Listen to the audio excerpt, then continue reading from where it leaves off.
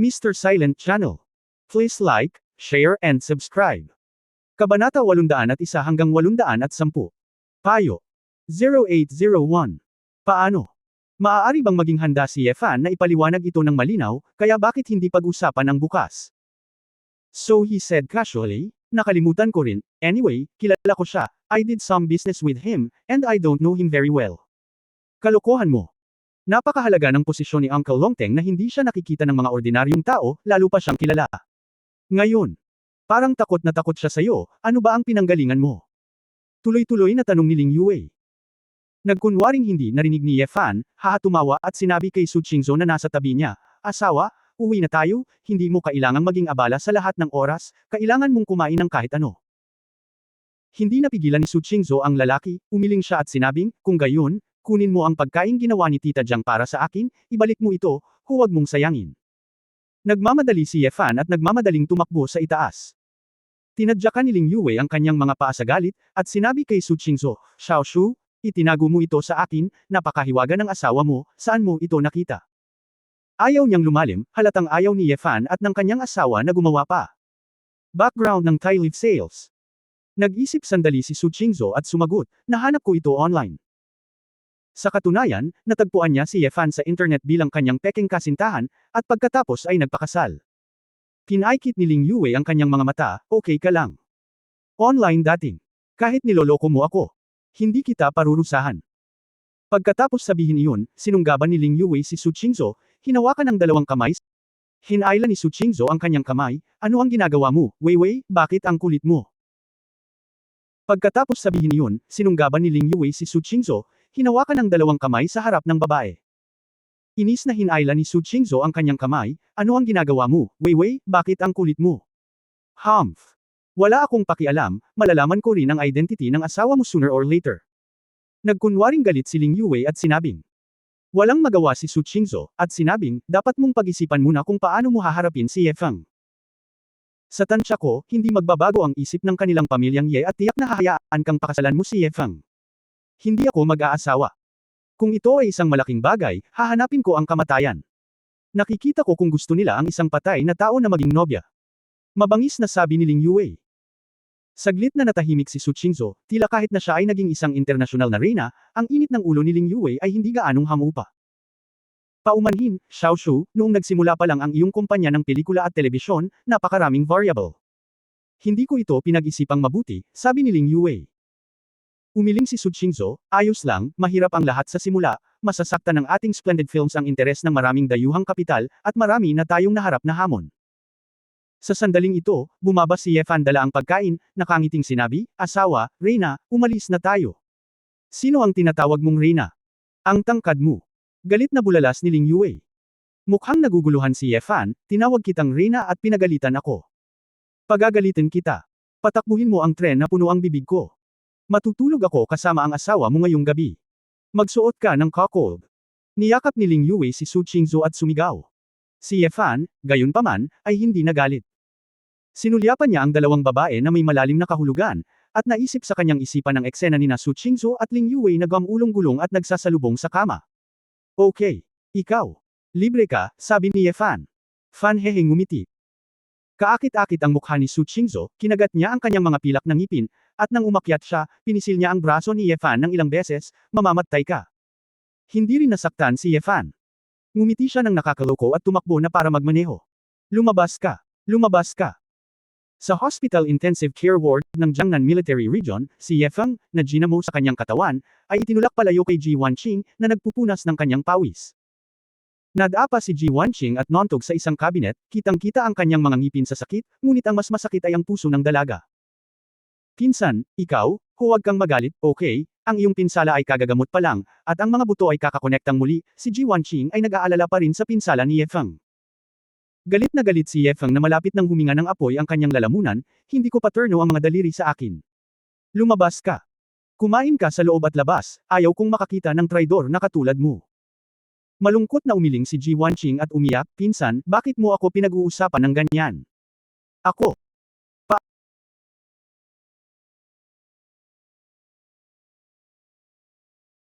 Ako. Paano kita pinagtaksilan? Sinabi mo pa na hindi. Pinaghalo. Nagmamakaawa ka pa sa kanya. Sama-sama ka sa kanya para ipahiya ako. Kinagat ni Yefeng ang kanyang mga ngipin at sinabing, ako si Yefeng ay namatay pa, at hindi ko hihilingin sa iyo na mamagitan para sa akin. Ikaw na pangit na bastard, ayaw kitang makita. Ang tuwalya ni Ji Wanqing ay nahulog sa lupa, isang simpleng kamay ang tumakip sa kanyang puso, ang kanyang paghinga ay maikli, at pakiramdam niya ay malapit nang madudurog ang kanyang puso. Pangit. Ang tatlong salitang ito ay parang isang matalas na talam, sapat na upang tumusok sa kanyang puso at makabasag ng lahat ng kanyang dignidad. Wanqing, nagsumikap ka, lumabas ka at magpahinga. Sa oras na ito, pumasok ang Dragon King, narinig din niya ang mga salita ni Yefeng, at tinapik ang mahinang balikat ni Ji Wanqing nang may pagkabalisa. Pinigilan ni Ji Wanqing ang kanyang mga luha at tumango, kung gayon, lalabas muna ako, Tio Longteng. Tumakbo ang babae at lumabas ng ward. Nang makita si Ye Longteng, sinabi ni Yefeng sa mahinang boses, ikalawang tiyuhin, talagang binaliwala mo ang mukha ng aming pamilyang Ye at iniyuko mo ang iyong ulo sa isang hamak na tagalabas. Kaapo-apuhan ka pa ba ng aming pamilyang Ye? Gumaling ka, bumalik ka sa sandaling gumaling ka, Ye Fan. Hindi ikaw at ako ang maaaring mag-udyok sa akin kung gusto mo. Umiling ang Dragon King. Mabangis na sinabi ni Yefeng, ikaw ang Dragon King ng Dragon Soul. Ako ang pinakamatandang young master ng pamilya Ye. Anong klaseng kalokohan siya? Sabihin mo sa amin kung sino kami, how dare he do it? Biglang humakbang si Ye Longteng, hinawakan ang kwelyo ng damit ng kanyang pamangkin, tinitigan siya ng diretsyo, at same time na sinabi, Yefeng. Narinig mo ako ng malinaw. Ang binatang ito, si Ye Fan, ay hindi kapareho ng sinumang kabataang nakilala mo noon. Oo. Noong nasa clan ka pa, naglilinang araw-araw, at bago maabot ang kaharian ng konsentrasyon, nakipaglaban na siya ng 2 taon ng digmaan laban sa 2 S-rank na puwersa sa mundo, at nanalo siya. Alam mo ba yun? Ang tinatawag mong humble ant, na iyon ay pumatay ng libu-libong tao sa buong mundo. Talaga bang iniisip mo na ang kanyang mga kamay, na ang mga buto ay nabahiran ng dugo, ay may pakialam sa buhay ng iyong Yefeng? Dilat na dilat ang mga mata ni Yefeng, hindi makapaniwalang tumingin sa kanyang tiyuhin, at hindi makapaniwalang sinabi, ikaw. Anong sinabi mo? Siya. Napatay niya ang libu-libong tao. Ilang taon na siya? Oo, kasing edad mo siya, at hindi gaanong katandaan, ngunit siya ay pumapatay ng mga tao mula noong siya ay 13 taong gulang. Ang bilang ng mga pagpatay ay higit sa doble ng bilang ng mga beses na nabuhay siya, at ang mga taong namatay dahil sa kanya ay hindi binibilang. Ang numero. Sinabi ni Ye Longteng na may matagal na takot, alam mo, kung hindi ako nagkaroon ng 2 pangako, maaari kong hayaan siyang tuparin, ikaw ay ngayon. Isang bangkay na. Mahigpit na pinisil ni Yefeng ang kanyang kamao at sinabing hindi sinasadya, siya. Sino siya? Hindi mo na kailangan magtanong ng malinaw, tandaan mo lang, huwag mo siyang guluhin, hindi talaga ito makakabuti sa iyo. Ito ang payo na handang ibigay sa iyo ng iyong tiyuhin pagkatapos magsalita ng Dragon King, tumalikod siya at lumabas ng ward. Si Yefeng ay nakaupo sa kama mag-isa, kinakamot ang mga kumot gamit ang kanyang mga daliri. Kabanata 0802 Munting Diwata. 0802. Magkasamang umuwi sina Ye Fan at Su Qingzhou, at sumunod din si Ling Yue, at hinayaan si Tia Jiang na magluto na lang ng mga pagkain at pagkatapos ay kumain ng hapunan. Noong una ay gustong manatili ni Ling Yue, ngunit inalis siya ng grupo ng ahente dahil sa trabaho. Pinapante siya nina Su Qingzhou at Ye Fan sa pintuan at pinanood ang yaya ng kotse ni Ling Yue na papaalis.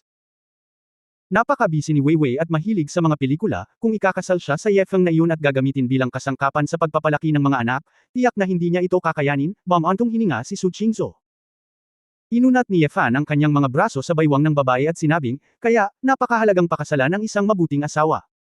Asawa, naiintindihan mo na ngayon kung gaano katalino ang iyong pinili. Itinaas ni Su Qingzhou ang kanyang ulo at inikat ang kanyang mga mata sa kanya, talaga. Hindi ko nakita. May tumatakbo sa labas buong araw at hindi ako sinasamahan. Gusto lang niyang makasama ang mga babae sa labas. Nahihiyang ngumiti si Ye Fan, asawa. Hindi na ako bumalik, nagkaproblema ako dati. Maririnig na medyo maasim ang mga salita ni Su Qingzhou, at talagang hindi pa siya gaanong nakakasama kamakailan. Maaaring pinag-aaralan niya ang access ng Earth kasama si Chu Yunyao, o abala siya sa pamilya ni Feng Yaoying at sa mga gawain ni Din Li. Hindi ko rin naman kailangan na samahan mo ako. Pupunta ako sa pag-aaral. Go and do your business. Inalis ni Su Qingzhou ang kamay ng lalaki at naglakad pabalik sa bahay. Habang iniisip ni Ye Fan kung paano suyuan ang babae, tumunog ang cellphone ni Su Qingzhou. Pumunta si Su Qingzhou sa mesa at kinuha ang kanyang cellphone. Nang makita niya ang numero, agad niyang kinuha ito at masayang sinabi, Lolo. Si Zhou Xinjiang ang tumawag. Ngunit dahil hindi masyadong maganda ang signal sa Jojiekon, tumawag si Su Qingzhou at madalas ay hindi makalusot, kaya kadalasan, si Zhou Xinjiang ang tumawag sa kanyang apo. Alam din ng matanda na si Su Qingzhou ay abala sa trabaho, kaya madalas siyang tumatawag sa gabi. Hindi siya gaanong nagsasalita, at tumatawag siya kada linggo. Hoy, Xiaoshu, naging abala ako kamakailan, naabala ba kita? Hindi po lolo, katatapos ko lang po kumain. Ngumiti si Su Qingzhou at umupo sa sofa. Sinabi ni Zhou Xinjiang, oh, sige, kumain ka pa, masyado kang payat. Kamakailan lang, ang mga puno ng kawayan sa ating bundok ay lumago ng husto. Umakyat si Lolo sa bundok ngayon para kumita ng marami, at pagkatapos ay inimpake ang mga ito at hiniling sa post office na ipadala sa iyo. Well, I guess it will be there tomorrow afternoon. Lolo, bakit ka pa umaakyat ng bundok para magtiklop ng mga ligaw na usbong? Delikado. Si Su Qingzhou ay parehong naantig at nag-aalala. Ayos lang, lahat ng nayon ay pumunta doon, at maraming tumulong, ano ang magagawa ko? Tumawa si Zhou Xinjiang at sinabing, nga pala, ilang beses ko nang sinabi sa iyo na hindi masama ang aking lolo sa pera, huwag mo akong bigyan. Kung magpapadala ka ng pera dito, kung nawala mo ito sa daan at nanakaw, gaano kasama iyon? Dahil tumanggi si Zhou Xinjiang na ibigay ang numero ng bank card ni Su Qingzhou, ipinadala ni Su Qingzhou ang pera. Wala kang ibang gusto ko lang bumili ka ng bagong damit at makakain, sabi ni Su Qingzhou. Huwag mo itong ipadala. Talagang hindi kailangan ni Lolo ng pera. Kung ipapadala mo ito dito, hindi ito kailangan ni Lolo. Hindi niya ito ginalaw, sabi ni Zhou Xinjiang. Napabuntong hininga si Su Qingzhou, Lolo. Hindi ba kita nakikita, namimiss na kita. Hindi ko alam na may mga elder na nabubuhay pa noon, ngunit ngayong alam ko na may isang kamag-anak na tahimik na nagmamalasakit sa kanya, natural na iniisip ni Su Qingzhou na pumunta at makakita pa. Huwag, pinag-uusapan pa rin ng nayon ang nangyari noong nakaraan, at nabasa ko sa pahayagan na ang iyong kumpanya ay magiging isang kumpanya ng pelikula, tiyak na abala ito, dapat kang magtrabaho ng may kapayapaan ng isip, sabi ni Zhou Xinjiang. Maasim ang ilong ni Su Qingzhou, talagang binibigyang pansin ni Zhou Xinjiang ang kanyang sariling mga gawain. Lolo. Ang elder at village chief ng Joujia Village ay nakakainis. Kung ayaw mong lumabas, magiging anak ako sa iyo, sabi ni Su Qingzhou. Silly boy, nang pumunta si Lolo sa Huahay, hindi siya komportable. Ngayong nakakausap ka na ni Lolo sa telepono, napakasaya niya. Kung ang buhay ay hindi maginhawa sa hinaharap at kailangang alagaan, tiyak na sasabihin sa iyo ni Lolo, natatawa si Zhou Xinjiang. Oh. Pagkatapos makipag-chat sa loob ng 10 minuto, ibinaba ni Zhou Xinjiang ang telepono. Ayaw ng matanda na sayangin ang oras ni Su Qingzhou. Si Tita Jiang ay nasa sala din sa sandaling iyon. Nang makitang namumula ang mga mata ni Su Qingzhou, malungkot niyang sinabi, Miss, huwag kang malungkot, gusto ng matanda na manatili sa isang pamilyar na lugar, hindi mo kailangang maging masyadong malungkot. Tumango si Su Qingzhou at sinabi, Tita Jiang, pansinin mo bukas kung may mga parsela na ipinadala, huwag hayaang mawala ito ng sinuman. Naiintindihan mo, Miss, huwag kang mag-alala, sabi ni Tita Jiang na nakaawang ang bibig. Nang makita ang depresyon ng kanyang asawa, naglakad si Ye Fan sa harap ng babae, tumingkayad at sinabing, Asawa, huwag kang mag-alala, tiyak na magsusumikap ako upang pagbutihin ang aking lakas, at hayaan ang mga tao ng pamilya Zhou na huwag ng ahas na pigilan ka sa pagkikita ng iyong lolo. Talaga. Sabik na tumingin si Su Qingzhou sa lalaki. Tinapik ni Ye Fan ang kanyang dibdib, syempre, kailan pa ako nagsinungaling sa iyo? Oo, nagsinungaling ka sa akin sa bahay noong nakaraan sa lugar ni Sister Ning, at nalaman ko ito. Talagang binasag ni Su Qingzhou ang mga salita ng lalaki. Ako. Naalala ni Ye Fan ang oras na hiniling sa kanya ni Su Qingzhou na banggitin ang bilang na 100 yuan, ngunit hindi niya kayang lumingon, kaya napangiti na lang siya, pero seryoso ako sa pagkakataong ito, seryoso akong tuparin ang ipinangako ko. Gawin mo lang. Okay. Kung gayon, magtitiwala ako sa iyo pansamantala, sabi ni Su Qingzhou. Inabot ni Ye Fan at hinaplos ang mukha ng babae. Ngayon nang humarap si Su Qingzhou sa kanya, bihira siyang maging malamig. Asawa, huwag kang magtrabaho ngayong gabi, maglakad-lakad tayo, matagal na akong hindi sumama sa iyo sa pamimili, sabi ni Ye Fan. Nag-isip sandali si Su Qingzhou at sinabing, pagkatapos ay ibili mo ako ng milk tea at donut. Walang problema. Agad na naging masaya si Su Qingzhou, at tumakbo upang magpalit ng isang pares ng puting flat sneakers, isang pang-opisina na damit, at isang casual na pink na Givenchy Star t-shirt at puting maikling palda, at ibinaba ang kanyang ulo. Nakatirintes na buhok. Siya ay may isang matangkad at kaakit-akit na figure, mahahabang mga binti ng jade, isang balingkinitang baywang, at isang magandang kutis. Nang muling lumitaw sa harap ni Ye Fan, para siyang maganda at pinong estudyante sa kolehiyo, parang kumikinang ang buong katawan niya. Sa pagtingin sa asawa ni Renbi Huijiao, hindi napigilan ni Ye Fan ang paglunok. How about this outfit? Mapapahiya ka ba sa paglabas ng shopping, Lord Hell King? Nakita ni Su Qingzhou na tumirek ang mga mata ng lalaki, at tuwang-tuwa siya, at hindi nakalimutang magtanong. Munting diwata, ungol ni Ye Fan. Anong sabi mo? Tanong ni Su Qingzhou. Ngumiti si Ye Fan at sinabi, sabi ko, Mrs., para kang isang maliit na diwata. Tungkol naman sa malaking diwata, ito ang kapatid na engkanto na nakilala niya noon. Sa pangkalahatan, kahit na si Su Qingzhou at ang fairy sister na iyon ay halos pareho sa hitsura at tangkad, mayroon pa ring pagkakaiba sa ugali at aura. Nagustuhan ni Su Qingzhou ang titulong ito, nagkusa siyang hawakan ang braso ng lalaki at sinabing, Tara na, asawa ng munting diwata. Nakinig si Ye Fan sa matamis na boses, halos matuno ang kanyang puso, nanginginig ang kanyang mga binti, at lumabas siya ng pinto. Naglakad ang dalawa palabas ng mansion area at nagtungo sa kalsada, magkahawak ang kamay, na umaakit ng mga tingin ng mga dumadaan.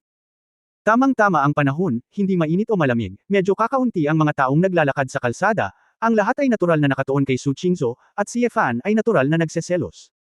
Nagkwentuhan ang dalawa tungkol sa iba't ibang bagay na na-encounter ni Ye Fan kamakailan, at walang kamalay-malay na pumunta sa dessert shop. Bumili ako ng 3 donut para kay Su Qingzhou para masatisfy ang cravings niya. Kakatapos lang kasi niya ng hapunan at hindi siya nakakain ng marami. Pagkatapos bumili ng bawat isa ng inumin, nagtanong si Su Qingzhou, asawa, saan tayo susunod? Pumunta sa isang pelikula. Iminungkahi ni Ye Fan. Nanonood ulit ng sine. Wala ka na bang magagawa? Gusto ni Su Qingzhou na baguhin ang kanyang panlasa. Naisip ni Ye Fan sa kanyang sarili, syempre may iba pang mga bagay, ngunit, huwag mong gawin, napakamot sa kanyang ulo, at iniisip kung ano ang maaari niyang dalhin sa kanyang asawa upang maglaro, ngunit ang magagandang mga mata ni Su Qingzhou ay lumiwanag. Asawa, tumingin ka doon. Itinuro ni Su Qingzhou ang kanyang kamay pasulong.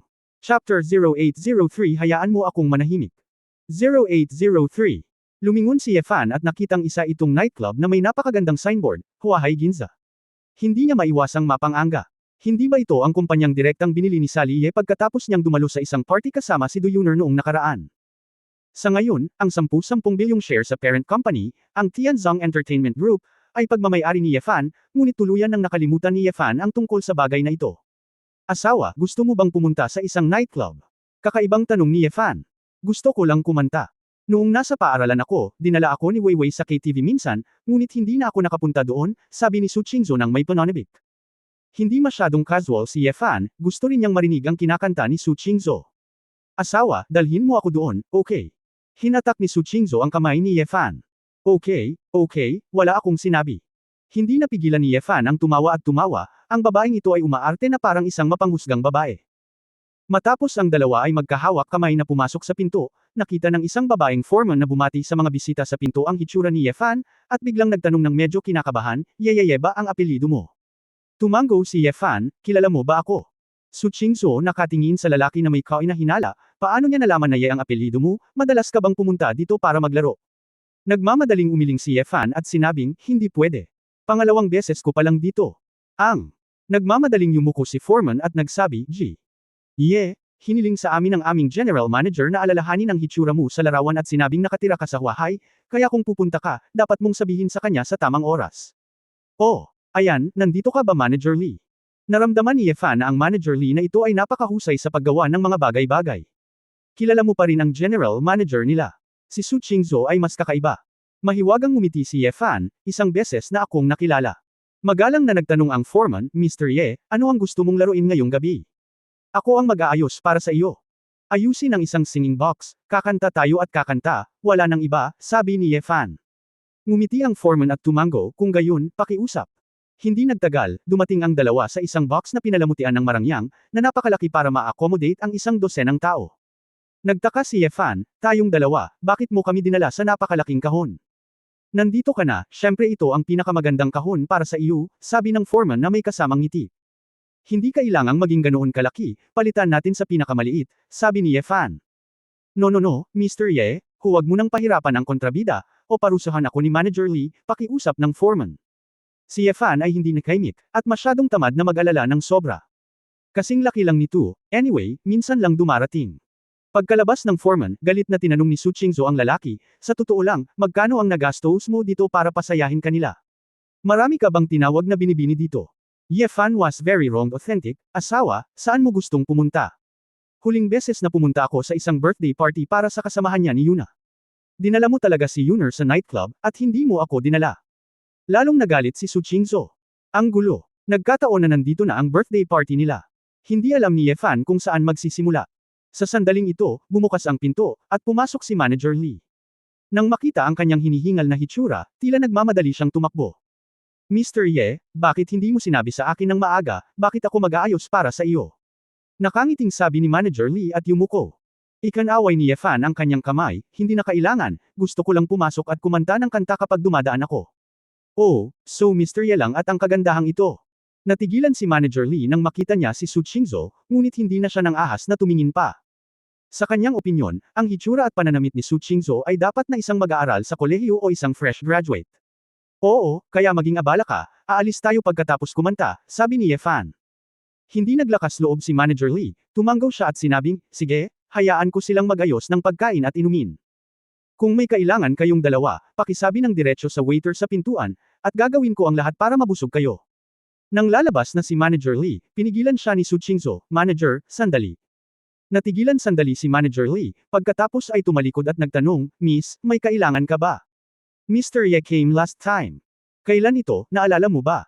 Tanong ni Su Qingzhou na may kalahating ngiti. Agad na sinabi ni Manager Lee, syempre naaalala ko, ilang buwan na ang nakalipas, at minsan lang nakapunta dito si Mr. Ye. Dapat kong matindaan ng malinaw. Isang beses lang ako nakapunta dito. Sumimangot si Su Qingzhou at nag-aalinlangan na nagtanong, kung gayon, bakit napakagalang mo sa kanya, gumagastos ba siya ng maraming pera dito? Si Manager Lee ay nakinig sa isang ngiti at maingat na sinabi, Miss, are you kidding me, Mr. Ye? The major shareholder of our head office Tianzong Investment, I am a green onion, of course it is my honor to serve Mr. Ye. Nagulat si Su Qingzhou nang marinig niya ito. Sa mamasa-masa na mga mata, nagulat siyang tumingin kay Yefan. Siyempre, narinig ni Su Qingzhou ang tungkol sa Tianzong Investment. Pagkatapos ng lahat, ang isang nakalistang kumpanya na may 10 bilyong dolyar ay hindi isang maliit na negosyo na walang reputasyon. Nang makitang maayos na ang lahat, umatras si Manager Lee. Sa kahon, damilat si Yefan, pinagkrus ang kanyang mga kamay sa harap niya, at sinabing may dismayadong ekspresyon, asawa, bakit hindi mo ako masyadong pinagkakatiwalaan? Napakasakit. Sinabi ni Su Qingzhou, ako. Paano ko malalaman na magiging major shareholder ka ng Tianzong, hindi mo sinabi sa akin? Hindi ba ako maaaring magkaroon ng ilang mga ari-arian, hey? Umiling si Yefan. Habi, alam kong mayaman ka, pero hindi ko ini-expect na ikaw ang amo ng punong tanggapan ni Huahai Ginza. Huwag kang magalit, asawa, mali ako. Hinayla ni Su Qingzhou ang braso ni Yefan, malambot ang kanyang tono. Sabihin. Si Yefan ay lihim na masaya sa kanyang puso, at malungkot na sinabi sa labas, alam ko na sa iyong mga mata, palagi akong masama, ngunit pagkatapos kitang pakasalan, hindi talaga ako naglalaro. Hindi ko inaasahan. Ikaw wala ka pa ring tiwala sa akin. Hindi. Naniniwala ako sa iyo. Asawa, huwag mong gawin ito, hinding-hindi na kita pagdududahan muli sa susunod. Nag-aalalang paliwanag ni Su Qingzhou. Hindi napigilan ni Yefan ang matawa, kaya iniunat niya ang kanyang kamay upang takpan ang kalahati ng kanyang mukha, ibinaba ang kanyang ulo, at sinabi sa malalim na boses, asawa, mangyaring hayaan mo akong manahimik, magiging maayos din ako sa ilang sandali. Su Qingzhou pa-impol niyang niyakap ang lalaki mula sa likuran, asawa, nagkamali ako, paano mo ako mapapatawad, malulungkot ako kung ganito ka. Dahan-daang lumingon si Yefan, nalulungkot talaga ako. Talaga. Bahagyang ibinuka ni Su Qingzhou ang kanyang mapupulang labi, sabik na tumingin sa lalaki. Kung gayon misis, maupo ka sa kandangan ko at hayaan mo akong yakapin, okay.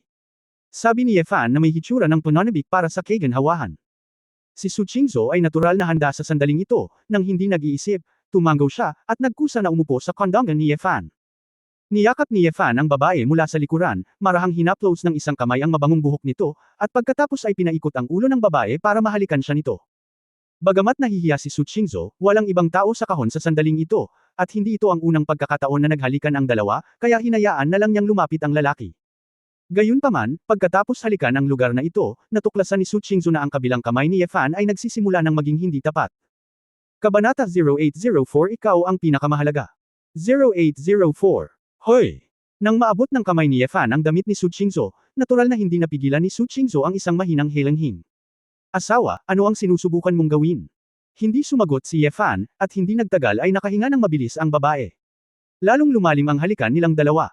Unti-unti, sinuri na ni Yefan ang kanyang kamay.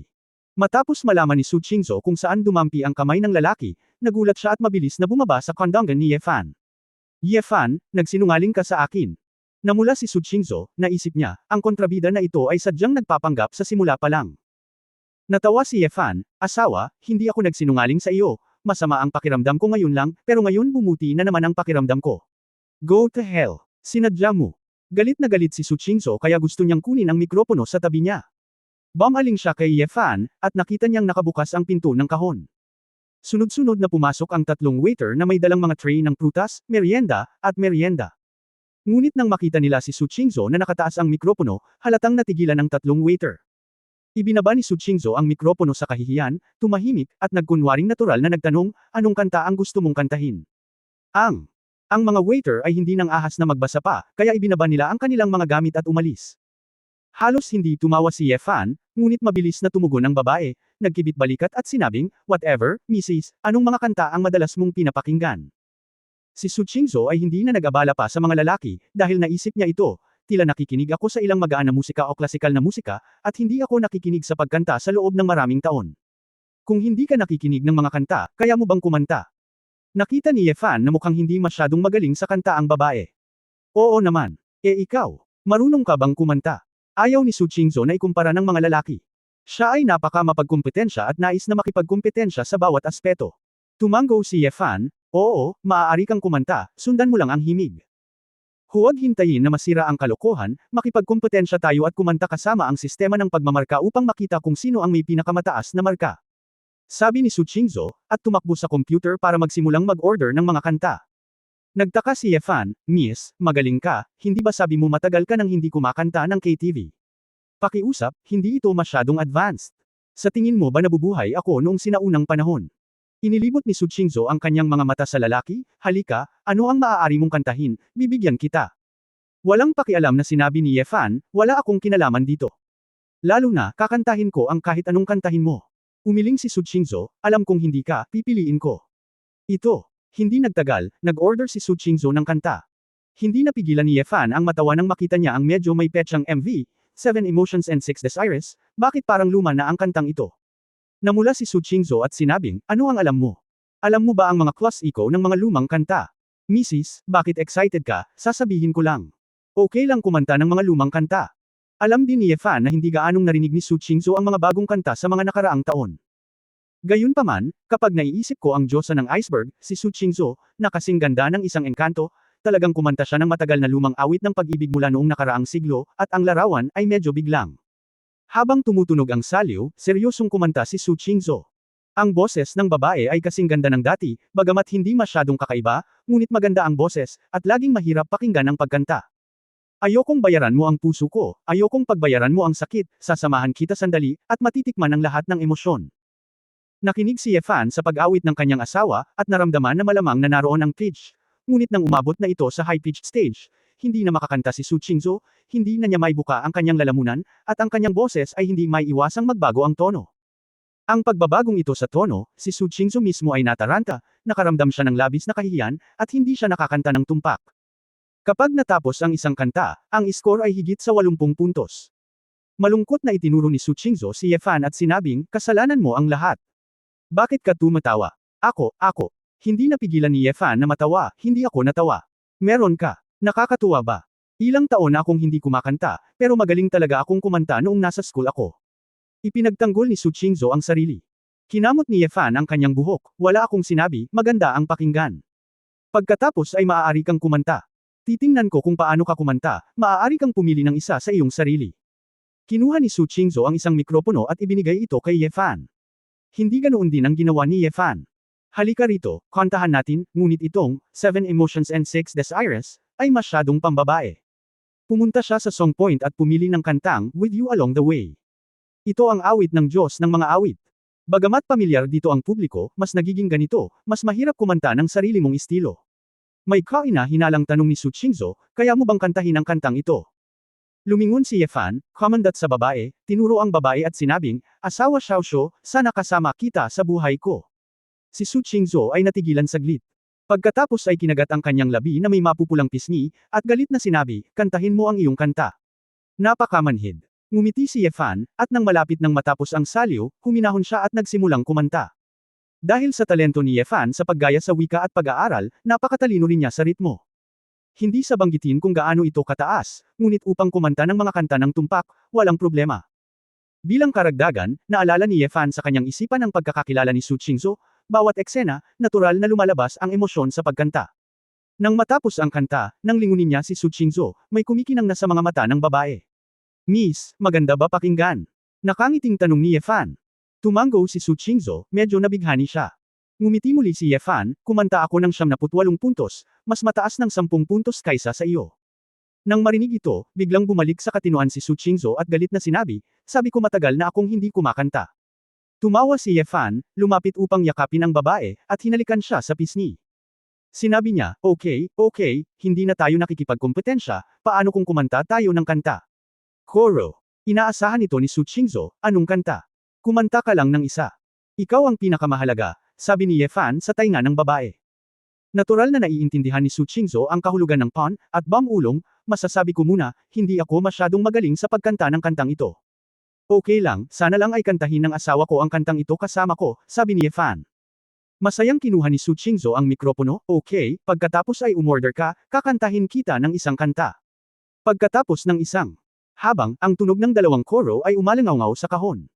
Noong una ay akala ko lang ay masaya, interesting, ngunit sa pagkanta, sa saliw ng melody at lyrics, ang dalawa ay walang kamalay-malay na magkahawak kamay, nagkatinginan, at may libo-libong emosyon sa kanilang mga puso. Binabantayan mo ako sa buong gabi, gusto kong manatili sa isa't isa sa landas ng pag-ibig, ikaw ang pinakamahalaga, pagkatapos kantahin ang kanta, nagkatinginan sina Ye Fan at Su Qingzhou at ngumiti. Asawa, madalas ba tayong kumanta sa hinaharap? Sa tingin ko ito ay mas kawili-wili kaysa sa panunood ng pelikula, sabi ni Su Qingzhou. Sige, Mrs., kung gusto mong sumama, sasamahan kita. Babalik na sana si Ye Fan para tingnan kung ano ang gusto niyang kantahin, nang marinig niya ang pagtunog ng telepono sa kanyang bulsa. Inilabas ni Ye Fan ang kanyang telepono, kumunat ang noo, at mabilis na sinagot ang telepono. Kabanata 0805 Paano haharapin ito? 0805. Song Yang, ano ang problema? Si Song Yang, isa sa mga pumatay kay Buffalo, ay inayos sa panig ni Mumumu upang protektahan siya ng palihim. Sa huling pagkakataong nagpadala si Gigu ng taong pumatay sa kanya, dahil sa napapanahong pagkilos ni Song Yang kaya naligtas si Mumumu. Buhay ni Mumu. Kadalasan walang problema, hindi siya tatawagan ni Song Yang ng direkta, kaya binibigyang halaga ito ni Ye Fan. Wang, natapos ni mismo ang isang pagtatanghal ngayong gabi at muntik nang atakihin ng isang lalaking estudyante sa parehong klase. Sinubukan kong pigilan ito, ngunit ngayon ay medyo nahihirapan ako, mataimtim na sabi ni Song Yang. Hindi malinaw na naririnig ni Ye Fan ang paghikbi ng babae sa telepono, tila boses ni Mumumu. Naalala niya na nakatanggap ng tawag si Mumumu kahapon, sinabing pupunta siya sa show kasama ang kanilang squad leader, at biglang tumangala ang kanyang isip. Iyan ba ang batang lalaki na gumanap sa kanya? Malamig na tanong ni Ye Fan. Oo, sabi ni Song Yang. Nasaan ka ngayon? Tanong ni Ye Fan. Sumagot si Song Yang, sa Dawson Hotel sa Pinghe Road, hiniling ng bata sa driver na ihatid si mismo dito. Gusto niyang gawin ito, ngunit pinigilan ko siya. Mukhang tahanan nila ang hotel na ito, at pinigilan ako ng maraming security guard. Ilayo mo si mismo, natatakot akong gumawa ng masyadong maraming problema, at hinihiling ko sa iyo na magpasya kung paano haharapin ito. Maghintay ka dyan, huwag mong hayaang may makipag-ugnayan kay Mumu bago ako dumating. Matapos ibaba ni Ye Fan ang telepono, nakita ni Su Qingzhou, na nasa tabi niya, ang mukha ng lalaki na malungkot at nakakatakot, at hindi niya maiwasang magtanong, asawa, ano ang nangyari kay Mumu? Hinawakan ni Ye Fan ang kamay ng babae at sinabing, Tara, alis na tayo. Maglakad at mag-usap. Pagkaalis ng Huahay Ginza, nagmaneho ang dalawa sa Dawson Hotel. Matapos malaman ang tungkol sa nangyari, ang mukha ni Su Qingzhou ay mahirap ding tingnan. Ang nakaka-relax at masayang ekspresyon ay nawala na lang ng tuluyan, at nagkaroon ng mahinang unos ng hangin, kulog at madilim na ulap sa kanyang magagandang mata. Hindi naman nasaktan si Mumu, di ba? Tahimik na tanong ni Su Qingzhou. Umiling si Ye Fan, kahit na hindi siya sinamantala ng iba, malamang na natakot siya. Kung hindi, sa karakter ng babaeng iyon, karaniwan ang hindi siya iiyak. Sa pamamagitan ng The Way, Wife, alam mo ba ang background ng Dawson Hotel na iyon? Tumingin si Su Qingzhou sa bintana ng kotse at bam-ulong, ang Dawson Hotel ay isang high-end na brand ng hotel sa ilalim ng overseas capital na Dawson Group. Ang chairman ng Dawson Group, si Gao Shuliang, ay may netong halaga na higit sa 5 bilyong US dollars, ngunit dahil siya ay isang overseas Chinese, bihirang lumabas sa Huahay, kaya hindi ito kilala. Ngunit, ang anak na babae ni Gao Shuliang ay kasal sa anak ng pamilya ni Ministro Shen ng Overseas Trade Department. Magbukas ng maraming negosyo. Casual na nakinig si Ye Fan at sinabing, nakikita ko, hindi nakakagulat na ang batang lalaki na pinangalan ng Shen ay mukhang napakatigas ng ulo sa paaralan. Asawa, anong gagawin mo? Lumingon si Su Qingzhou at nagtanong. Nanlamig ang mga mata ni Ye Fan, malalaman mo mamaya. Pagkarating sa hotel, pumunta si Ye Fan sa ikalawang palapag ayon sa sinabi ni Song Yang. Sa labas ng meeting room ng isang hotel, mayroong mahigit 100 security guard, pati na rin ang ilang bodyguard na nakasuot at uniforme. May pinag-uusapan din doon ng management ng hotel na hindi mapakali. Nang makitang papasok sina Ye Fan at Su Qingzhou, pinigilan siya ng security captain at iniunat ang kanyang kamay, "Pasensya na, may mga problema dito, mangyaring huwag lumapit." Si Ye Fan ay hindi nag-abalang magsalita ng walang kaparirikan, kaya hinawakan niya ito at hinayla. 3 metro ang layo ng security guard. Nagulat ang ilang security guard, at lalapit na sana sila, ngunit isa-isang nanguna si Ye Fan, itinulak sila palayo, at nagtapon ng aso para kumain ng tae. Naramdaman ng lahat ang aura at mga mata ni Ye Fan, at lahat sila ay natigilan, hindi ng ahas na sumulong. Kung ayaw mong mamatay, umalis ka na lang. Lumapit si Ye Fan, ngunit walang makakapigil sa kanya, at umiretso siya sa conference room. Sa conference room, may isang grupo ng mga tao na nakatayo na magkasama, pinamumunuan ng isang ginang, at sa tabi niya ay isang gwapong binata na nakasuot ng puting sando at nakabaw. Sa kabilang banda, nakaupo si Mumumo sa isang upuan, nakatikip ang kanyang mukha, ang kanyang buhok ay magulo. Si Song Yang naman ay nakatayo sa gilid, malamig na nakatingin sa grupo ng mga tao sa tapat niya. Nang makitang papasok sina Ye Fan at Su Qingzhou, nakahinga ng maluwag si Song Yang at tumango kay Ye Fan. "Sino ka? Sino ang nagpapasok sa'yo?" At ang nasa katanghaliang gulang na babae na nakasuot ng mag-agarang damit at natatakpan ng mga brand name ay itinuro sina Ye Fan at Su Qingzhou, at hindi nasisiyahang nagtanong. Hindi sila pinansin ni Ye Fan at Su Qingzhou at dir-diretsyong naglakad papunta sa gilid ni Mumumo. Yumuko si Su Qingzhou at inakbayan ang kanyang kapatid, at mahinang nagtanong, "Mumo, sabihin sa kapatid ko kung ano ang ginawa ng taong iyon." "Sister." Nang marinig ni Mumumo ang boses ni Su Qingzhou, tila sa wakas ay natauhan siya, itinaas niya ang kanyang ulo, at ang kanyang mukha ay puno ng mga hinaing. Gayunpaman, ang mas ikinagulat ni Ye Fan at Su Qingzhou ay ang katotohanang may pulang marka sa pisngi ng babae. "Sino ang sumampal sa iyo?" Biglang naging malamig ang tono ni Su Qingzhou.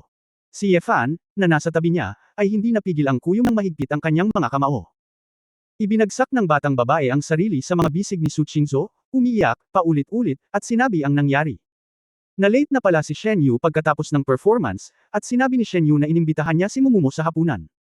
Gutom na gutom si Mumumo, at ilang beses siyang inimbitahan ni Shen Yu, kapwa kaklase at monitor, nahihiya siyang ituloy ang pagpupumilit. Higit pa rito, mula nang magsimula ang paaralan, naramdaman ko na si Shen Yu ay hindi ganoong klase ng magulo na bata, kaya si Mumumo ay sumama sa kanya sa hotel. Gayunpaman, pagkatapos kumain sa western restaurant ng Doson Hotel, hiniling ni Shen Yu si Mumumo na maging kasintahan niya. Magalang na tumanggi si Mumumo, ngunit tumanggi si Shen Yu. Hinayaan pa niya ang mga bodyguard na bantayan ang pinto, pinipigilan si Mumumo na lumabas ng restaurant, at dinala pa siya sa silid ng hotel. Ang init ng ulo ni Mumumo ay hindi maliit, at natural na gusto niyang pilitin siyang lumabas. Sa pagtatalo na ito, sinampal siya ni Shen Yu at direktang natulala si Mumumo. Kung tutuusin, babae siya, at wala siyang masyadong resulta sa practice niya, kaya paano niya matatalo ang mga lalaki?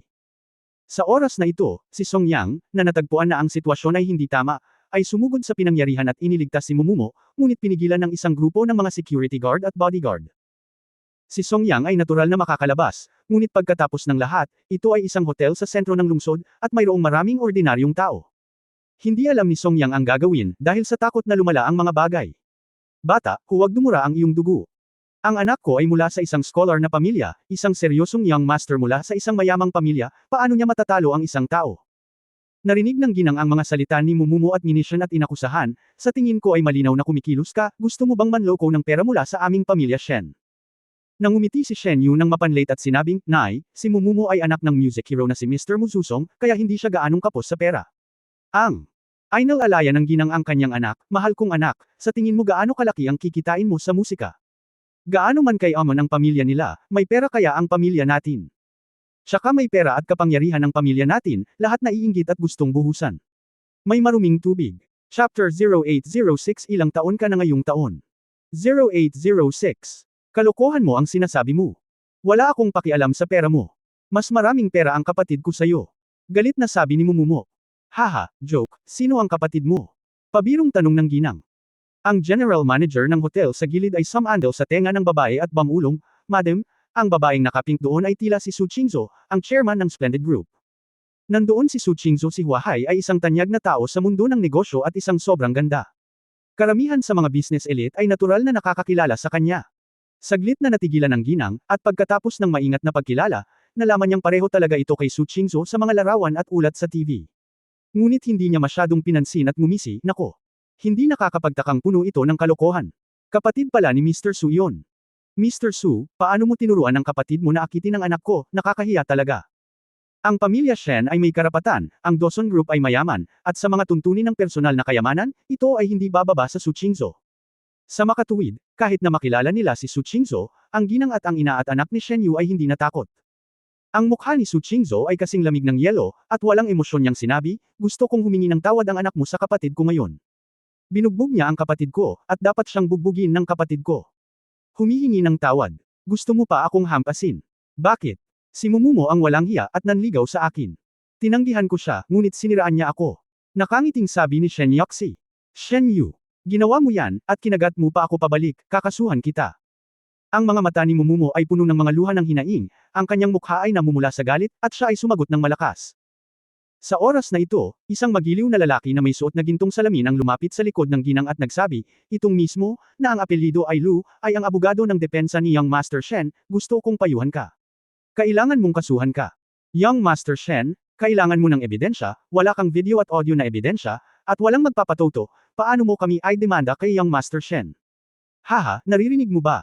Si Attorney Luo ay isang barrister na humahawak ng mga malalaking internasyonal na kaso. Ang sinabi niya ay ang legal na batayan. Aidmanda, lahat kailangan patunayan. Ano ang magagawa mo sa akin? Si Shen Yu ay matagumpay na pinag-cruise ang mga binti ni Erlang. Matagal bago dumating si Ye Fan at ang iba pa, nakahanap na sila ng abogadong si Lu, na espesyal na kinuha ng pamilya, upang harapin ang mga bakas ng iba't ibang ebidensya.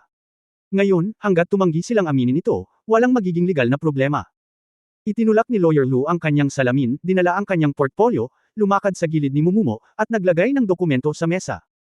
Ano ito? Malamig na tanong ni Su Qingzhou. Mr. Su, ito ay isang confidential na kasunduan sa pag-aayos. Hanggat pinirmahan ito ni Miss Mumumo, sa pagkakataong ito ay ituturing na parang walang nangyari, at lahat ay magiging payapa sa isa't isa, sabi ni Lawyer Lu na may formal na ngiti. Ngumisi si Su Qingzhou, gusto mo bang ipahinga na natin ang mga bagay-bagay? Sa tingin mo hindi natin kayang magbayad ng abogado? O natatakot ba tayo sa pamilya Shen?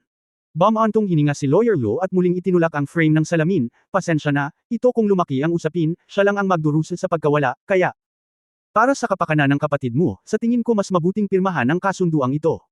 Anong joke? Ate, huwag kang makinig sa kalokohan niya, kailangan kong makamit ang hustisya. Itinulak ni Mumumo ang kasunduan sa lupa. Ngumiti ang abogadong si Lu, yumuko upang kunin muli ang kasunduan, at sinabi, sa pagkakaalam ko, si Mr. Shen ay nasa paaralan, sa upper-class social circle, at palaging tinatanggap ng mabuti. Siya ay isang matalino at banal na binata. Kung ang usaping ito ay lumabas, o napunta sa korte, at wala kang valid na ebidensya, maaari naming ganap na sabihin na sinisiraan ka. Sa oras na iyon, anuman ang direksyon ng opinyon ng publiko, iisipin lamang ng lahat na nangyari na si mismo kay Young Master Shen. May nangyari. Mismo, nasa mabuting edad ka na at kakatapos mo lang mag-college, kapag lumaganap ang ganyan, hindi maganda para sa reputasyon ng pamilya ng iyong babae. Sa sandaling lumabas ang mga salitang ito, galit na galit si Mumumo. Nanginginig, wala akong anumang bagay kay Shen Yu. Ito, hindi tayo ang magdedesisyon. Kung paano susuriin ng publiko ang anak ni Mr. Muzusong ay natural na magkakaroon ng kanilang mga kagustuhan. Damilat si Lawyer Lu at ngumiti. Namilog ang mga mata ni Su Qingzhou at natahimik siya. Sa katunayan, tiyak na hindi mabuti para sa mga batang babae na magkalat ng ganoong bagay. Si Shen Yu, isang makapangyarihan at mayamang anak, ay normal na makipaglaro sa mga babae. Bagamat pinapuna sila ng mga karaniwang tao, minamaliit nila ang mga babaeng kasama niya, na parabang ang mga ito ay isang aso. Kung ang bagay na ito ay iniulat ng media at ang pamilyang Shen ay nagkalat nito, si Ma'am Umo ay magiging kasangkot sa Shen Yu sa natitirang bahagi ng kanyang buhay. Ngunit, kung lulunukin mo lang ang iyong boses ng ganito, hayaan mo si Mumumo, hindi ito magagawa ni Su Qingzhou. Humajijek ang ginang at sinabing, ginawa itong malinaw ni Lawyer Lu, hindi mo ba naiintindihan? Miss Su, ang iyong Jinxio Group ay tila aktibong umuunlad sa labas. Ang aking biyenan ay namamahala sa kalakalang panlabas. Hindi mo ito pamilyar. Haha, Nay, huwag gawin ito, hindi ito dapat matakot sa kanila hanggang sa mamatay, natatawa si Shen Yu. Ate, ayokong pumirma. Fair na. Gusto nilang gamitin si Minister Shen para idiin ka, kaya pupuntahan ko si Dad, kakasuhan ko siya ng paninira. Tumayo si Mumumo, hinayla si Su Qingzhou at sinabi. Inalalayan ni Su Qingzhou ang kanyang kapatid at matigas na sinabi, Mumo, huwag kang umiyak, hindi natatakot ang kapatid ko sa kanila at hindi ka papayagang pumirma. Nang nag-iisip si Su Qingzhou kung ano ang gagawin, si Ye Fan, na tahimik sa tabi niya, ay nagsalita. Song Yang, sinaktan ng batang iyon si Momo, ano ang ginagawa mo? Hininaan ni Ye Fan ang kanyang boses. Nagtanong. Napatingin si Su Qingzhou kay Ye Fan nang hindi inaasahan, nalaman niyang medyo kakaiba ang mga mata ni Ye Fan, hindi pa nagsalita ang lalaki, at hindi niya alam kung anong paraan ang naisip niya. Sa kabuuan, nang makita ang mga mata ng lalaki, si Su Qingzhou ay nakaramdam ng kaunting gulat. Si Song Yang, na nasa tabi niya, ay nanginginig. Iniyuko ang kanyang ulo at may paggalang na sinabi, pagkatapos kong pumasok, nakita ko na may mga bodyguard na huhulihin si mismo, kaya tinaboy ko sila, ngunit napalibutan sila at hindi komportable na lumabas, kaya dinala ko si mismo dito. Tawagan kita. Nilingon ni Ye Fan ang kanyang mga nasasakupan, ilang taon ka na ngayong taon? 37 ang nasasakupan ko, nagsimulang tumulo ang pawis ni Song Yang sa kanyang noo. Maaaring hindi ito maramdaman ng iba, ngunit naramdaman niya na tila hindi nasisiyahan si Ye Fan. Napabuntong hininga si Ye Fan, tatanda ka na ba at gusto mo nang magretiro? Biglang natarante si Song Yang. At mabilis na lumuhad sa lupa, hari. Patawarin mo sana ako. Ang nasasakupan ko ang nakahawak nito ng hindi tama. Si Fu, Shen Yu, Lawyer Lu at ang iba pa ay mukhang nagulat. Hindi nila gaanong pinansin ang pag-iral ni Ye Fan at nadama na ang lalaking ito ay hindi gaanong kapansin-pansin. Walang ekspresyong sinabi ni Ye Fan, wala kang kasalanan, dahil ang buhay ni Momo ay hindi nanganganib, ngunit kung ayaw mong magretiro. Mas mabuting huwag mong patalasin ang iyong mga gilid at sulok, ngunit patalasin ang iyong talam. Intindihin. Song Yang habang humihigpit ang kanyang katawan, isang tingin ng lamig ang lumitaw sa kanyang nakasubsob na mukha, at tila may matalim na talim na nakabuka sa kanyang mga mata. Naiintindihan naman ng subordinate ko. Matapos huminga ng malalim, tumayo si Song Yang at lumabas ng gate na kasing bilis ng isang tigre. Humakbang siya pasulong, iniunat ang tatlong daliri sa isang kamay, at direktang hinampos ito sa lalamunan ni Lawyer Lu. Paft! Ang mga daliri ay parang mga tinik ng hukbo, at ang lalamunan ay parang isang piraso ng papel, na direktang tinusok. Sa sandaling hilahin ito ni Song Yang, ang pamumula ng dugo ng Adam's apple ni Lawyer Lu ay nabunot, na ikinamatay niya sa lugar. Chapter 0807 Okay lang. 0807. Ang eksenang ito ay nabigla sa lahat ng naruroon. Kanina lang, gumagamit pa rin ng matatalas na salita si Lawyer Lu para pinindot ang kabilang partido na pumirma ng non-disclosure agreement. Sa isang kisap mata, nabunot na rin ang kanyang lalamunan. Kasabay ng mga hiyawan at nalilitong iyak ng mag-ina ng pamilyang Shen, isang grupo ng mga bodyguard ang namumutla, ang paraan ng pagpatay na ito ay talagang nagpasindek sa kanila. Isang grupo ng mga tao ang agad na gustong tumakbo palabas ng gate, ngunit unang sumugod si Song Yang sa gate, hinuranggan ito doon. Walang gustong umalis. Nakatingin kay Song Yang na may malungkot na mukha at nakakagulat na aura, isang grupo ng mga tao mula sa pamilya Shen ang hindi nang ahas na kumilos. Ikaw, anong gusto mo? Nililigawan mo ba si kamatayan? Maglakas loob na pumatay sa sikat ng araw. Su Qingzhou. Maniwala ka man o hindi, hahayaan kong lumapit ang biyenan ko at agad na isara ang Jinxue Group mo. Pinigilan ng ginang ang kanyang takot at sinumpa ang daan. Hindi sumagot si Su Qingzhou. Sa katunayan, hindi siya makapag-react. Akala niya ay aayusin ni Ye Fan ang bagay na ito sa pamamagitan ng ilang relasyon. Ngunit hindi niya inaasahan na pipiliin ni Ye Fan ang isang simple at bastos na pagpatay. Nagulat si Momo, damaykit siya kay Su Qingzhou at tumigil sa pag-iyak, ngunit bihira niyang makita si Ye Fan na nagpapakita ng ganoong panig. Si Ye Fan ay nag-iisip ng mga bagay-bagay sa kanyang isipan, at natural na kumuha siya ng sigarilyo at nagsindi. Sa ngayon, walang nag-iisip kung non-smoke ba ang lugar na ito o hindi. Saglit na nag-isip si Ye Fan, nagbuga ng puting usok, at tumingin sa babae, Momo, sinaktan ka ng kanang kamay ng lalaking iyon, tama ba? Natigilan si Momo, pagkatapos ay tumango. Hindi nagsalita si Ye Fan, ngunit si Song Yang, na nakatayo doon, ay mayroon ng punyal na may uka ng dugo sa kanyang kamay. Nang makita si Song Yang na naglalakad patungo kay Shen Yu, ang ginang ay natakot kaya dali-dali siyang sumigaw, bilasan. Pigilan mo siya. Ibaba mo siya. Gayunpaman, hindi napigilan ng ilang bodyguard ang pamatay na aura ni Song Yang, kaya hindi sila naglakas loob na kumilos. Walang magawa ang ginang kundi sumigaw, kung sino man ang magpasuko sa kanya, bibigyan ko siya ng 100,000. Kailan? Narinig ito ng mga bodyguard, nagngangalit sila at sumugod kay Song Yang. Gayunpaman, casual na naglaslot si Song Yang ng dalawa gamit ang punyal sa kanyang kamay, at ang mga nasipa na mga binti, ang mga suntok, lahat ay naglaslot sa lupa ng dugo. Ang isang grupo ng mga bodyguard ay hindi man lang tumingin ng mabuti, ngunit sila ay naghihingalo na, at sila ay nahulog sa gilid na nakangisi sa sakit. Umalis ka na. Kung sino ang pumipigil sa akin ay mamamatay. Si Song Yang, na ang katawan ay puno ng dugo, ay lumapit kay Shen Yu, at isang grupo ng mga bodyguard at security guard ang tumakas na. Nang makita ito, natakot si Shen Yu kaya natakot siya kaya napatayo siya sa gulat at gustong tumakbo. Ngunit hinawakan ni Song Yang ang kanyang kanang kamay, at gamit ang isang punyal, pinutol niya ang isang braso. Ah! Gitling! Malungkot na napasigaw si Shen Yu, Nay! Nanay! Ako! Ang kamay ko! Ang! Hindi maalaga ng ginang ang kanyang anak sa sandaling ito, sa sobrang takot ay napaluhod siya sa lupa. Nakiusap, huwag! Huwag mo akong patayin! Pakiusap! Huwag mo akong patayin! Mayaman ang pamilya ko! Ako! Mabibigyan kita ng maraming pera hanggat gusto mo! Lumingon si Song Yang at sumulyap kay Ye. Fan, tinanong ang kahulugan. Si Ye Fan ay humihit-hit ng sigarilyo at casual na tumango, nang hindi tumitingin sa ginang. Naunawaan ni Song Yang, direktang sinaksak ang punyal sa lalamunan ng ginang, hinugot ito, at binawian ng maayos ang kanyang buhay. Ang ginang ay nahulog sa kanyang kamatayan at hindi maintindihan kung bakit ang lahat ay biglang nangyari, at ang buhay ay napakarupok. Nakita ni Shen Yu, na nasa tabi niya, ang eksenang ito, na blanko ang ulo niya sa takot, at nawalan siya ng malay. Nang makita ang nangyari, natigilan si Mumumo. Hindi niya pinangarap na si Ye Fan ay magwiwisik ng dugo sa lugar upang mailabas ang kanyang galit.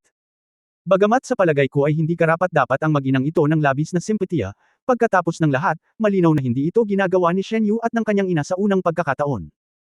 Gayunpaman, sa mata ng mga ordinaryong tao, ang direktang pagpatay ay napakasindik pa rin. Alam ni Su Qingzhou ang background ni Ye Fan, at syempre alam niya na ang pagpatay ng ilang tao ay walang halaga kay Ye Fan. Isa pang problema ang inaalala niya. Asawa, ano ang susunod kong gagawin? Tanong ni Su Qingzhou. Inihagis ni Ye Fan ang upos ng sigarilyo, tinapakan ito, at nakangiting sinabi, iuwi mo si Mumo, haharapin ko lang ito. Sumimangot si Su Qingzhou, medyo nag-aalala. Nakita ito ni Ye Fan at nakangiting sinabi, huwag kang mag-alala aking asawa, ipinapangako ko na bukas, walang mangyayari, at magiging ligtas ang Splendid Group. Hindi ako nag-aalala sa kumpanya, sigurado ka bang gagawin mo ito? Hindi makukuntento si Dragon King at ang iba pa sa iyo. Tanong ni Su Qingzhou. Sabi ni Ye Fan na may kalahating ngiti, panahon na. Oras na para hindi sila masiyahan. Hindi naintindihan ni Su Qingzhou kung ano ang ibig sabihin ng lalaki, ngunit pagkatapos ng pag-iisip tungkol dito, si Ye Fan ay napakatagal na tahimik ngayon lang. Kinuha ni Su Qingzhou si Mumumo at umalis sa Dawson Hotel, ngunit walang nang ahas na pigilan siya. Hindi nagmamadaling umalis si Ye Fan. Umupo siya sa conference room habang ang kanyang mga paa ay nasa conference table, at sinabi sa manager ng hotel, go, call the police. Sa sobrang takot ng manager ng Dawson Hotel ay nanghina ang kanyang mga paa. Nang marinig ang mga salita ni Ye Fan, mabilis siyang umiling, hindi. Hindi ako tatawag ng pulis. Huwag kang mag-alala. Hindi ako tatawag ng pulis, mangyaring huwag mo akong patayin. Ngumiti si Ye Fan, kung gusto mong tumawag ng pulis, tumawag ka ng pulis, tawagan ang direktor nilang si Yao Zhengang, at sabihin sa akin na hinahanap siya ni Ye Fan. Natigilan saglit ang manager, pero sabay shake hands, kinuha niya ang cellphone niya at tumawag ng pulis. Hindi nagtagal, tumunog ang cellphone ni Ye Fan, at direktang tinawagan siya ng direktor ng Defense Bureau na si Yao Zhengang. Mr. Ye, alin ang kinanta mo? Bakit? Bakit mo pinatay ang mga tao sa publiko sa hotel? Iyan ang manugang at apo ng pamilya ni Minister Shen. Matagal nang hindi nakipag-usap si Yao Zhengang kay Ye Fan. Hindi niya inaasahan na pagkatapos ng napakatagal na balita ay sobrang pasabog. Ngumiti si Ye Fan, Opisyal Yao, hiniling ko lang sa iyo na magpadala ng isang tao upang linisin ang eksena. Ang iba, maari mo itong iulat. Wala ka bang koneksyon sa Dragon Soul? Wala kang pakialam. Ako, si Yao Zhengang ay nasaroon ng loob nang marinig niya ito. Sa katunayan, hindi siya naglakas loob na pukawin ang dakilang Diyos na ito, kaya dapat na siyang magmadali at magulat. Pagkatapos ibaba ang telepono, inilabas ni Ye Fan si Song Yang sa hotel at pumunta sa gilid ng kalsada. Song Yang, umalis ka, patuloy na maging responsable sa pagprotekta kay Mumo, kailangan kong bumalik mamaya, sabi ni Ye Fan. Nag-alinlangan si Song Yang, at sinabi, Wang, gusto mo bang pumatay ng iba? Ang mga ordinaryong tao na ito ay hindi karapat-dapat sa iyong pagbaril. Hayaan mo akong patayin sila para sa iyo. Mga tao, gusto kong pumatay, ngunit wala dito, ikaw at ako ay hindi kailangang mag-shot. Ngumiti si Ye Fan at ikanaway ang kanyang kamay, bumalik ka, gawin ang mga bagay sa hinaharap, maging mapagpasyahan, huwag kalimutan na ikaw ay mula sa Buffalo. Oo. Tinapik ni Song Yang ang kanyang dibdib at magalang na umatras. Sa madilim na gabi, mabilis siyang nawala. Naglabas si Ye Fan ng sigarilyo at sinindihan ito para sa sarili. Nakatingin sa abalang kalsada na may mga ilaw na kumikislap, dahan-dahan siyang naglakad at tumawag sa telepono. Asmodeus. Nasa Purgatory Island pa rin. Oh, okay lang, gusto ko lang pumatay ng ilang tao. Kabanata 0808 Ang buhay at kamatayan ay bearish. 0808. Magnesium, New York, Long Island, bilang isa sa pinakamayamang lugar sa mundo, ay may malaking bilang ng mga mansyon at manor na nakakahilo. Sa silid-aralan ng isa sa mga mansyon, nakaupo sa isang upuan ang isang matandang nakasuot ng sutla na pijama at maayos na nakasuklay na kulay abong buhok. May hawak siyang tabako sa isang kamay at litrato sa kabilang kamay. Nakalagay dito ang isang group photo ng isang matandang lalaki at isang binata, at ang binata ay si Shen Yu. Ang matandang ito ang kasalukuyang chairman ng Dawson Group, si Rich Dawson. Nahuli ba ang mamamatay tao? Malungkot na sabi ni Dawson. Sa harap ng kanyang mesa, umiling ang isang nasa katanghaliang gulang na lalaki na may bigot at sinabing, "Pare, tila pinili ng lokal na tanggapan ng depensa sa Huahay na manahimik pansamantala." Hinarang lang nila ang balita. Dahil lang ang babaeng iyon ay pinsan ni Su Qingzhou ng Jinxiu Group. Hindi malinaw sa ngayon, ngunit maaaring may kaunting lakas ang kabilang partido, kaya mas mabuting maging maingat tayo, sabi ng bigot. Mag-ingat. Patay na ang kapatid mo. Nabalian ang braso ng pamangkin mo.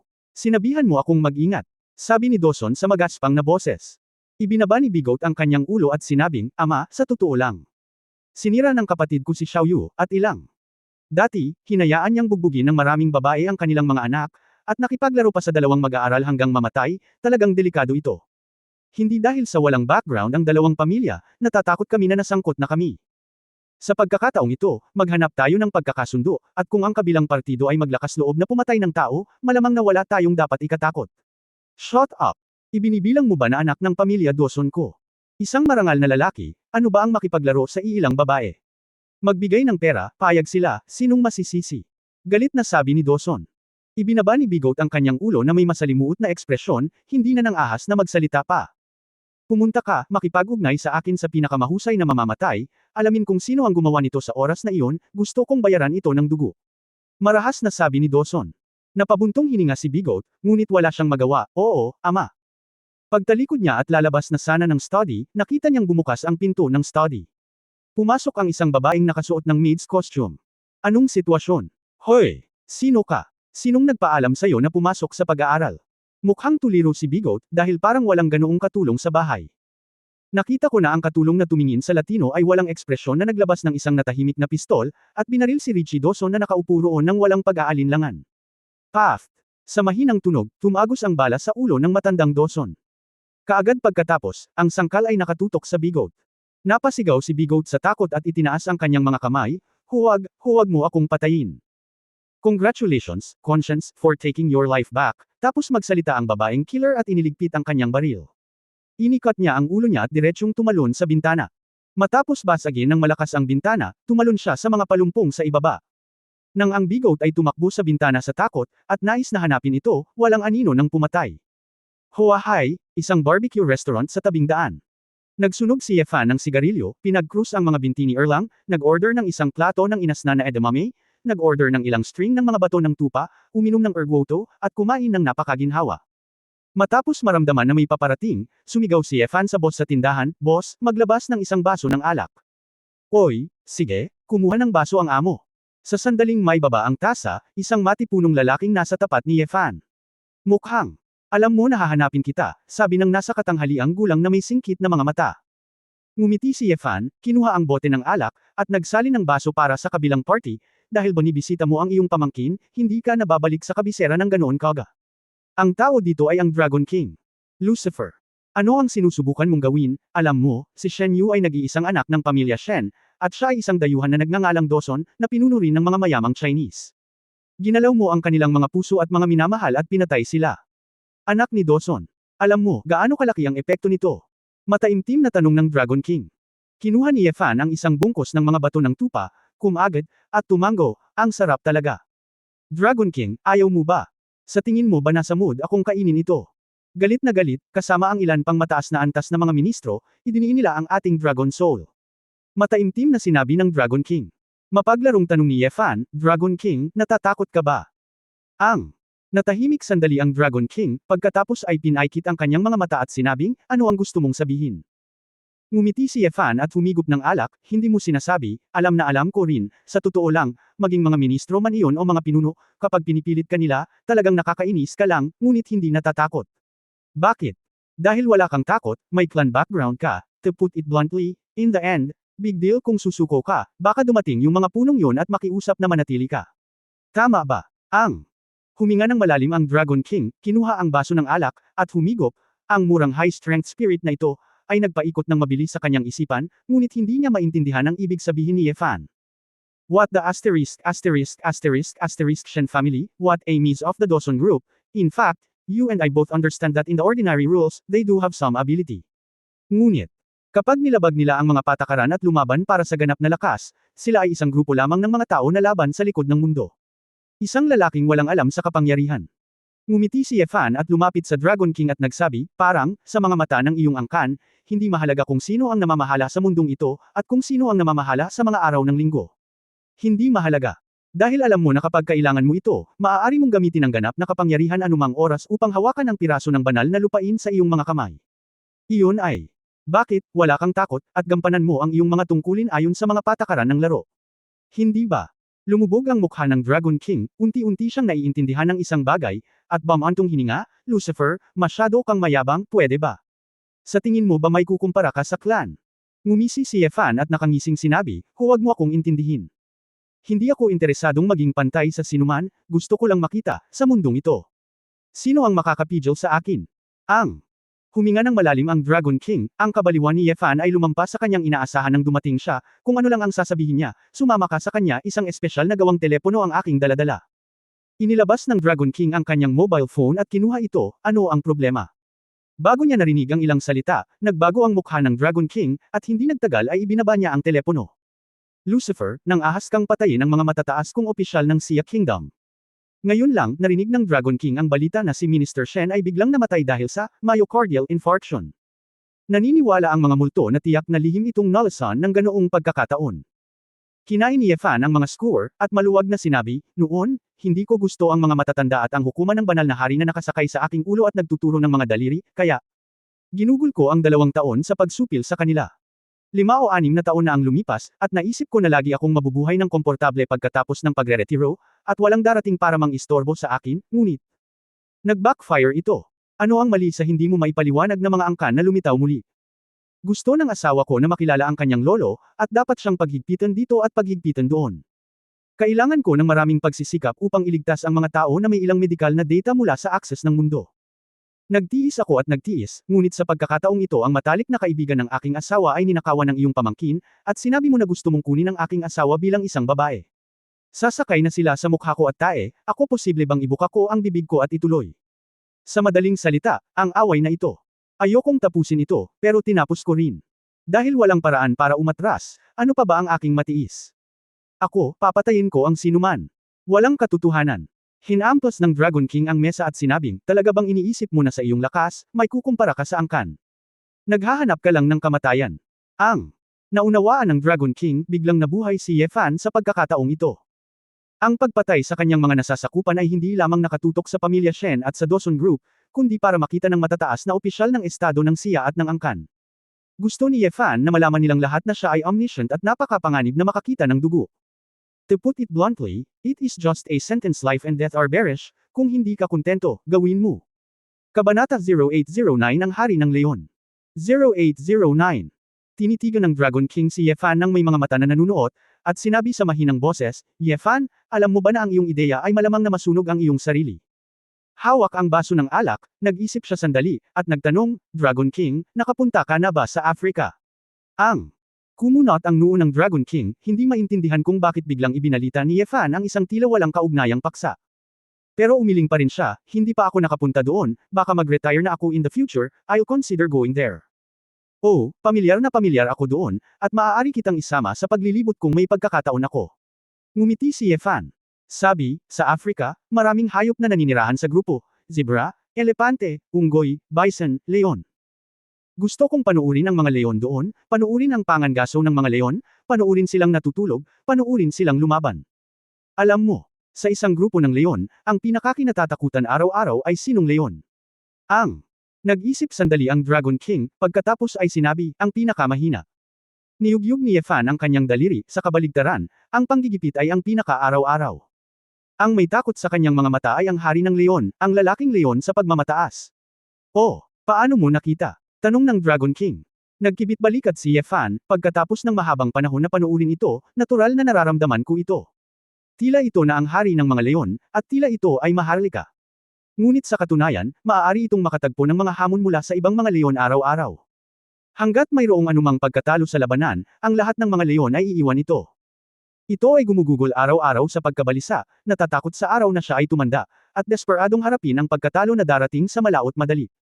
At ang mahina, ay hindi matatakot na matalo, ang malalakas lamang ang mag-aalala tungkol sa mga pakinabang at pagkatalo, at itali ang kanilang mga kamay at paa. Kapag ang narinig ito ng Dragon King, naging solemn na ang kanyang mga mata. Kumuha ng sigarilyo si Yefan, pamitik ng abo, at nagpatuloy, sa totoo lang, hindi ko alam kung nag-o-overthink ako kung ano ang kaya ko, o kung hinahampas ko ba ng itlog ang bato. Hindi ko rin alam kung ano ang clan mo, ilan ang tao, at ilan ang master mo. Gaano kataas ang isang master? Ngunit, kilala ko ang leon, at kilala ko ang malakas. Sa mundong ito, kapag mas malakas ang tao at mas malakas ang puwersa, mas natatakot na madapa. Dahil kung gaano kataas ang iyong kinatatayuan, kapag siya ay bumagsak pagbaba ko, ako ay natural na mas malala.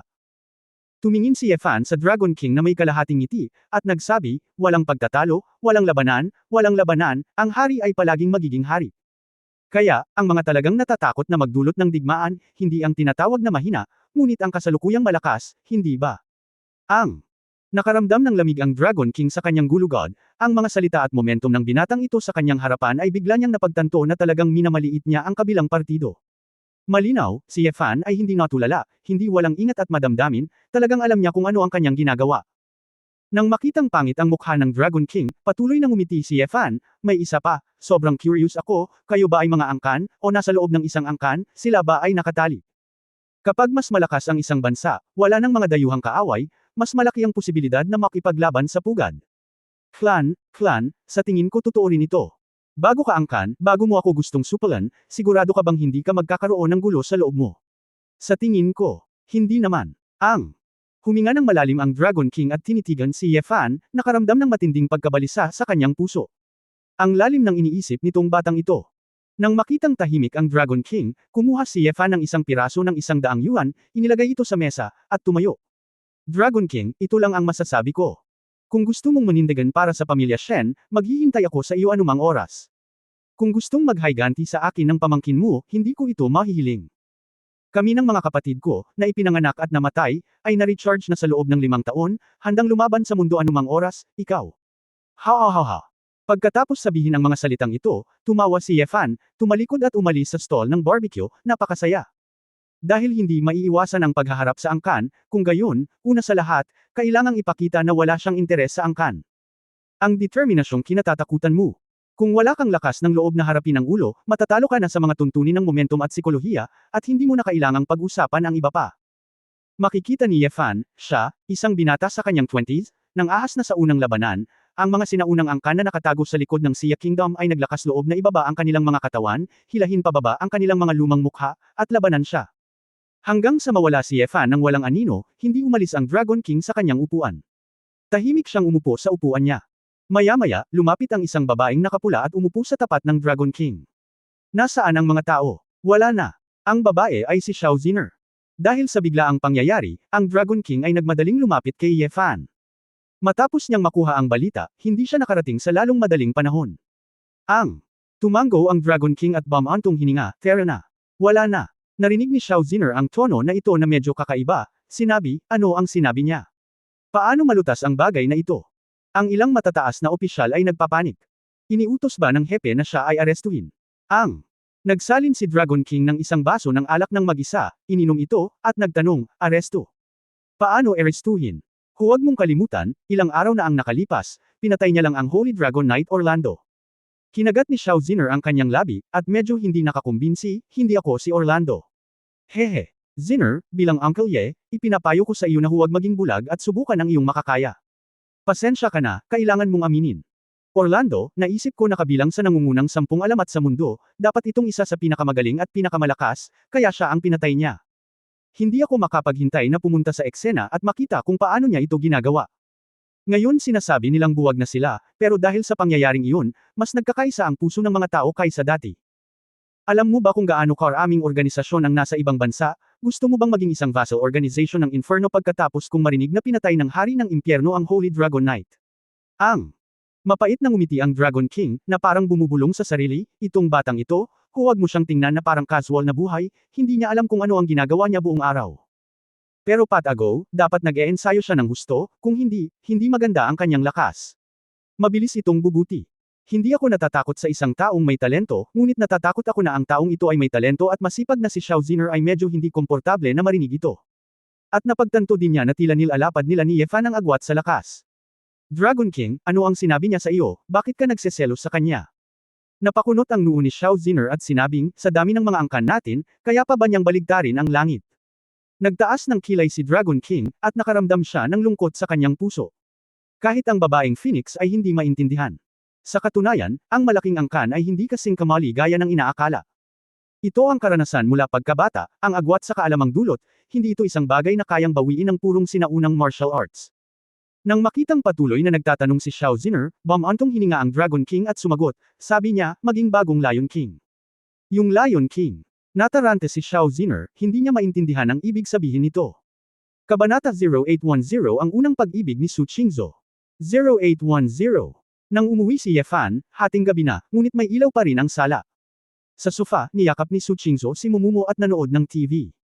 Wala sa mood si Mumumo na manood ng kahit ano sa TV, namamaga ang mga mata ng dalaga dahil sa pag-iyak, at talagang exciting sa kanya ang mga pangyayari ngayon. Yung mga taong lagi kong nakakasalamuhan nung nag-aaral ako, na akala ko'y mabuting tao, ay biglang gumawa ng ganoong kalaking bagay sa kanya. Sa paglaki, kahit si Mu Zuzong ay nag-aatubili na saktan siya, ngunit ngayon siya ay sinampal ni Shen Yu.